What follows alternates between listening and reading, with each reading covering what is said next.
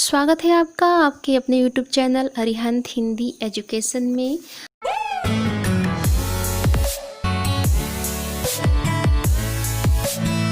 आज हम लोग कक्षा 10 हिंदी विषय में पाठ 7 राम नरेश त्रिपाठी जी द्वारा लिखित स्वदेश प्रेम का हिंदी व्याख्या देखेंगे। तो पाठ में आए कठिन शब्दों का अर्थ देख लीजिए। अतुलनीय, अतुलनीय का अर्थ होगा जिसकी तुलना न हो। प्रताप, प्रताप का अर्थ होगा तेज। साक्षी, साक्षी का अर्थ होगा गवाह। दिवाकर, दिवाकर का अर्थ होगा सूर्य। कीर्ति, कीर्ति का मतलब होता है यश।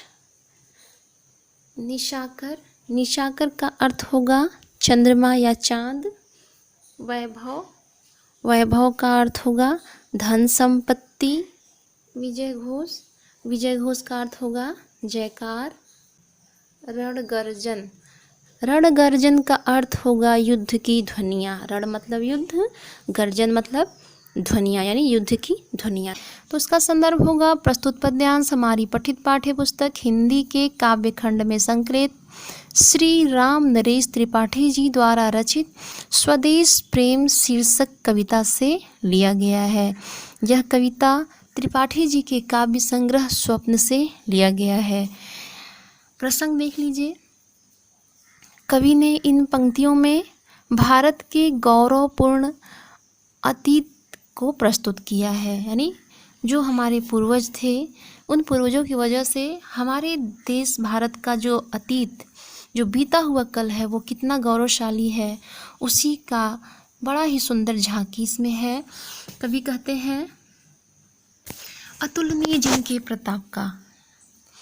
कवि त्रिपाठी जी कह रहे हैं तुम अपने उन पूर्वजों को याद करो जिनके अतुलनीय प्रताप या अतुलनीय तेज की साक्षी या गवाह, साक्षी मतलब गवाह यानी अर्थात त्रिपाठी जी कह रहे हैं तुम अपने उन पूर्वजों को याद करो जिनके अतुलनीय तेज का गवाह सूर्य आज भी है। घूम घूम कर देख चुका है जिनकी निर्मल कीर्ति निशाकर। ये ही हमारे पूर्व पुरुष थे जिनकी धवल और स्वच्छ कीर्ति को चंद्रमा भी यत्र तत्र सर्वत्र घूम घूम कर देख चुका है। वे हमारे ऐसे पूर्वज हैं जिनका तेज तारों का अनंत समूह भी देख चुका है, अर्थात देख चुके हैं जिनका वैभव ये नभ के अनंत तारागण, अर्थात हमारे पूर्वजों के ऐश्वर्य को तारों के समूह ने भी देख लिया है। अगणित बार सुन चुका है नभ जिनका विजय घोष रण गर्जन, और हमारे पूर्वजों की विजय घोषों और युद्ध गर्जनाओं को आकाश भी कई बार सुन चुका है, अर्थात अनगिनत बार सुन चुका है। तात्पर्य यह है कि हमारे पूर्वज के पवित्र चरित्र, प्रताप, यश, वैभव, युद्ध कौशल आदि सभी कुछ अद्भुत और अभूतपूर्व था। अर्थात हमारे पूर्वज की तेज ऐसी थी जिनके तेज से हमारे भारत का माथा सर्वत्र ऊंचा है। तो प्रस्तुत पंक्तियों का काव्यगत सौंदर्य देख लीजिए। कवि ने इसमें पूर्वजों के गुणों का बड़ा ही गरिमामय गान किया है। भाषा संस्कृत शब्दों से युक्त साहित्यिक खड़ी बोली है, रसबीर है, गुणओज है और छंद मात्रिक छंद है। अलंकार देखा जाए तो इसमें अलंकार है अनुप्रास रूपक। आगे देखते हैं। शोभित है सर्वोच्च मुकुट से जिनके दिव्य देश का मस्तक, गूंज रही है सकल दिशाएं जिनके जय गीतों से अब तक, जिनकी महिमा का है अविरल साक्षी सत्य रूप हिम गिरिवर, उतरा करते थे विमान दल जिनके विस्तृत वक्षस्थल पर। कठिन शब्दों का अर्थ देख लीजिए। दिव्य, दिव्य का अर्थ होगा अलौकिक। सकल, सकल मतलब होता है संपूर्ण। अविरल, अविरल का अर्थ होगा लगातार, बिना रुके या निरंतर। साक्षी, सत्य रूप हिम गिरिवर, साक्षी का मतलब होगा गवाह। सत्य रूप हिमगिरिवर का होगा सत्य स्वरूप वाला श्रेष्ठ हिमालय। वक्षस्थल मतलब होता है सीना या छाती। तो इसका अर्थ देखते हैं। प्रस्तुत पंक्तियों में भारत के गौरवपूर्ण अतीत की झांकी को प्रस्तुत किया गया है। कवि आगे कह रहे हैं कि हमारे देश भारत में पूर्वजों का बड़ा ही अभूतपूर्व स्थान रहा है। शोभित है सर्वोच्च मुकुट से, अर्थात हमारे देश का मस्तक हिमालय रूपी सर्वोच्च मुकुट से सुशोभित हो रहा है। गूंज रही हैं सकल दिशाएं जिनके जय गीतों से अब तक, और हमारे पूर्वज के विजय गीतों से आज तक भी चारों तरफ की, सकल मतलब चारों तरफ, संपूर्ण दिशाएं गूंज रही हैं। जिनकी महिमा का है अविरल साक्षी सत्य रूप हिमगिरिवर, अर्थात ये हमारे पूर्वज हैं जिनकी महिमा की गवाही आज भी सत्य स्वरूप वाला श्रेष्ठ हिमालय दे रहा है। कहने का अर्थ यह है कि हमारे पूर्वजों की महिमा की गवाही हिमालय के रूप में प्रत्यक्ष है। उतरा करते थे विमान दल जिनके विस्तृत वक्षस्थल पर। इस भारत भूमि के अति विस्तृत अथवा विशाल वक्षस्थल पर विभिन्न देशों के विमान समूह बनाकर उतरा करते थे। तो प्रस्तुत पंक्तियों की काव्यगत विशेषताएं देख लीजिए। इसमें कवि ने हिमालय के सौंदर्य की बहुत ही सुंदर वर्णन किया है। भाषा खड़ी बोली है, रसवीर है, गुण ओज है, मात्रिक छंद है और अलंकार अनुप्रास और रूपक है। सागर निज छाती पर जिनके अगणित अरड़ों पोत उठाकर पहुँचाया करता था प्रमुदित भूमंडल के सकल तटों पर। नदियाँ जिसकी यश धारा सी बहती हैं अब भी निशिवासर। ढूंढो उनके चरण चिन्ह भी पाओगे तुम इनके तट पर। अगणित कठिन शब्द का अर्थ देख लीजिए। अगणित मतलब होगा अनगिनत। अरड़ों पोत मतलब होता है समुद्री जहाज। प्रमुदित का अर्थ होगा प्रसन्नचित्त। भूमंडल मतलब होता है पृथ्वी का मंडल। निशिवासर मतलब होता है रात और दिन। निशि मतलब रात, वासर मतलब दिन। तो प्रस्तुत पंक्तियों में कवि ने भारत के अतीत की गरिमापूर्ण झांकी को प्रस्तुत किया है। प्रस्तुत पंक्तियों का अर्थ देखिए। सागर निज छाती पर जिनके अगणित अरड़ों पोत उठाकर, अर्थात हमारे पूर्वज ऐसे थे कि स्वयं समुद्र भी उनकी सेवा में लगा रहता था और वह पहुंचाया करता था प्रमुदित भूमंडल के सकल तटों पर, और वह उनके असंख्य समुद्री जहाज़ों को उठाकर प्रसन्नता के साथ पृथ्वी के एक कोने से दूसरे कोने पर स्थित समस्त बंदरगाहों पर पहुंचाया करता था। नदियाँ जिसकी यशधारा से बहती हैं अब भी निशिवासर, अर्थात इस देश में रात दिन बहती हुई नदियाँ ऐसा प्रतीत होता है मानो उन पूर्वजों का यशगान करती हैं, अर्थात गुणगान करती हैं। धन्य थे वे हमारे पूर्वज, ढूंढो उनके चरण चिन्ह भी पाओगे तुम इनके तट पर। धन्य है, कवि कह रहा है, धन्य है हमारे ऐसे पूर्वज जिनका समर्पण उत्साह अद्भुत था। कवि कह रहा है कि उनके चरण चिन्ह आज भी हमारी नदियों और समुद्रों के तटों पर मिल जाएंगे। तात्पर्य यह है कि यदि आप अपने पूर्वजों का अनुसरण करेंगे तो आपको उनका मार्गदर्शन अवश्य मिलता रहेगा।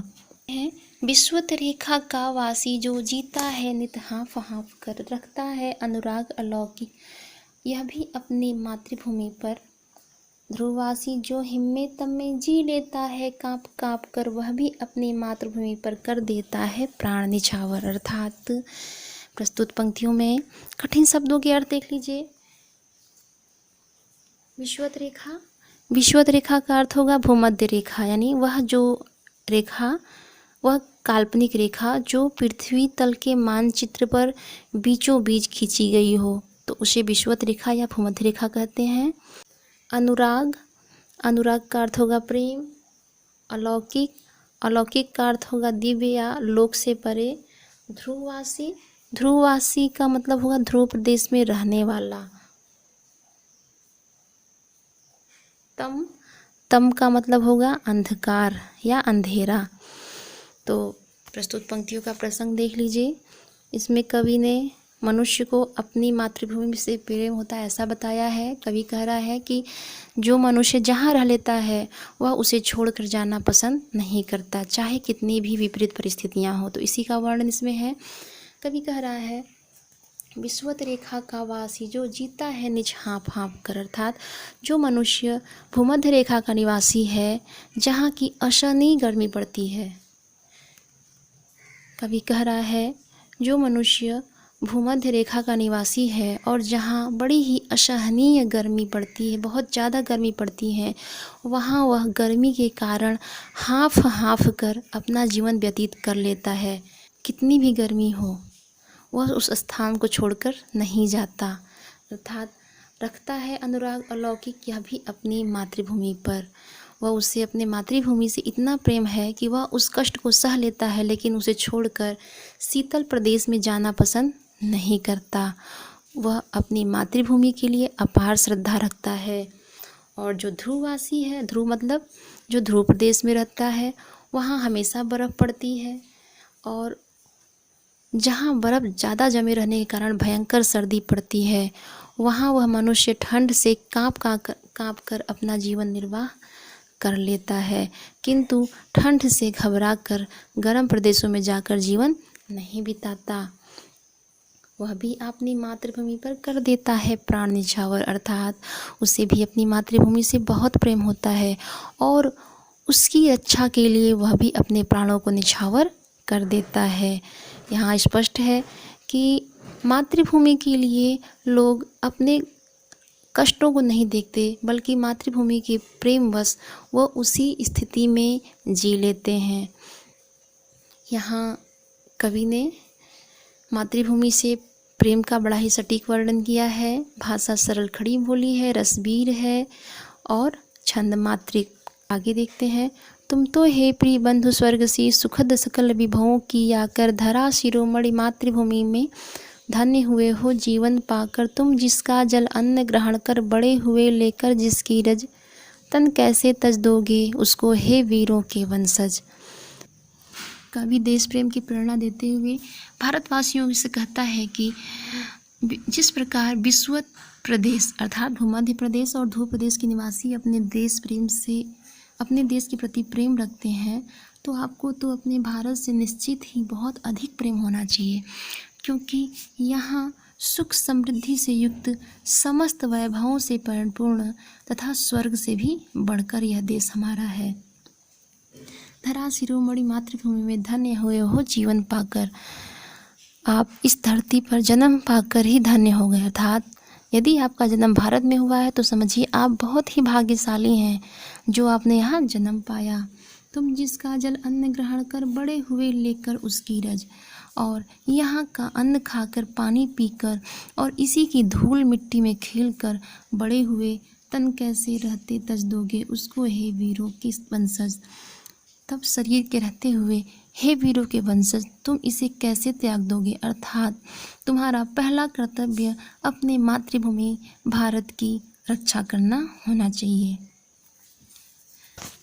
जब तक साथ एक भी दम हो अवशिष्ट एक भी धड़कन, रखो आत्मगौरव से ऊंची पलके ऊंचा सिर ऊंचा मन, एक बूंद भी रक्त शेष हो जब तक मन में है सत्युंजय, दीन वचन मुख से न उचारो मानो नहीं मृत्यु का भी भय।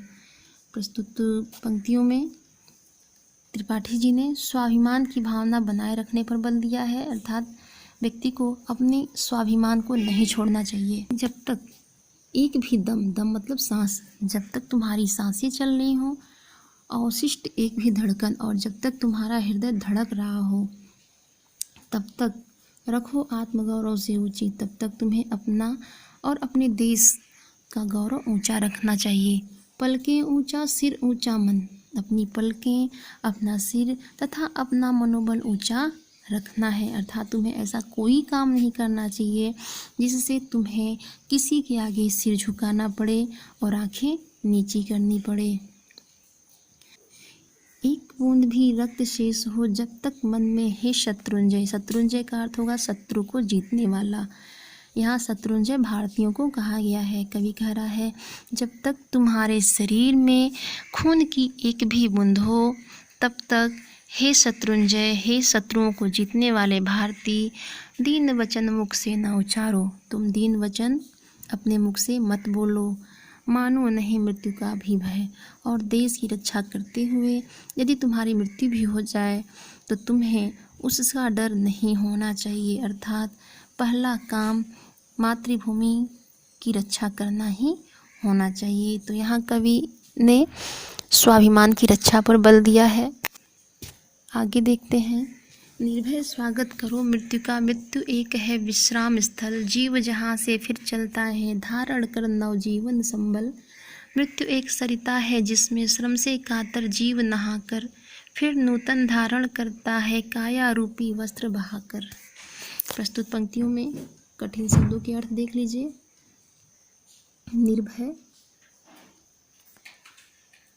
निर्भय का मतलब होता है भय रहित। विश्राम स्थल, विश्राम स्थल का मतलब विश्राम करने का स्थान। संबल, संबल का अर्थ होगा सहारा। सरिता, सरिता का अर्थ होगा नदी। कातर, कातर का अर्थ होगा दुखी। नूतन, नूतन का अर्थ होगा नया। काया, काया का मतलब होता है शरीर। प्रस्तुत पंक्तियों में कवि ने मृत्यु से डर न होने की यानी भयभीत न होने की प्रेरणा दी है। अर्थात कवि ये कह रहा है कि कभी भी मृत्यु से डरना नहीं चाहिए। निर्भय स्वागत करो मृत्यु का, कवि कह रहा है, हे भारत के वीरों, तुम निडर होकर मृत्यु का स्वागत करो और मृत्यु से बिल्कुल न डरो, क्योंकि मृत्यु है एक विश्राम स्थल। क्योंकि मृत्यु वह स्थान है जहाँ मनुष्य अपने जीवन भर की थकान को दूर कर विश्राम प्राप्त करता है। अतः हे मनुष्य, तुम्हें मृत्यु से डरना नहीं चाहिए। जीव जहाँ से फिर चलता है धारण कर नव जीवन संबल। मृत्यु वह स्थान है जहाँ मनुष्य अपने पुराने शरीर को त्याग कर नया शरीर धारण करता है और पुनः नवीन जीवन की यात्रा की ओर चलता है। कवि आगे कहता है, मृत्यु एक सरिता है जिसमें श्रम से कातर जीव नहाकर। अर्थात मृत्यु एक नदी के समान है जिसमें मनुष्य नहाकर जीवन भर की थकान को दूर करता है, फिर नूतन धारण करता है काया रूपी वस्त्र बहाकर, और उस मृत्यु रूपी नदी में अपने शरीर रूपी पुराने वस्त्रों को बहा देता है और पुनः नए जीवन रूपी वस्त्र को धारण करता है। अर्थात कवि यह कहना चाहता है कि हमें निडर होकर खुशी खुशी मृत्यु का स्वागत करना चाहिए। प्रस्तुत पंक्तियों में काव्य का सौंदर्य देख लीजिए। प्रेरणा दी है, भाषा सरल खड़ी बोली है, रसवीर है, छंद मात्रिक है और अलंकार। मृत्यु एक है विश्राम स्थल तथा मृत्यु एक सरिता में रूपक तथा अनुप्रास है। आगे देखते हैं। सच्चा प्रेम वही है जिसकी तृप्ति आत्मबलि पर हो निर्भर, त्याग बिना निष्प्राण प्रेम है, करो प्रेम पर प्राण निछावर। देश प्रेम वह पुण्य क्षेत्र है अमल असीम त्याग से विलसित, आत्मा के विकास से जिसमें मनुष्यता होती है विकसित। तो यहाँ कठिन शब्दों के अर्थ देख लीजिए। कठिन शब्दों में देखिए, तृप्ति, तृप्ति का अर्थ होगा संतुष्टि। आत्मबलि, आत्मबलि मतलब अपने प्राण को न्यौछावर करना। निष्प्राण, निष्प्राण मतलब प्राण रहित जिसमें प्राण न हो अर्थात मृत शरीर। पुण्य क्षेत्र, पुण्य क्षेत्र का होगा पवित्र स्थान। अमल, अमल का अर्थ होगा स्वच्छ। विलसित, विलसित का अर्थ होगा सुशोभित।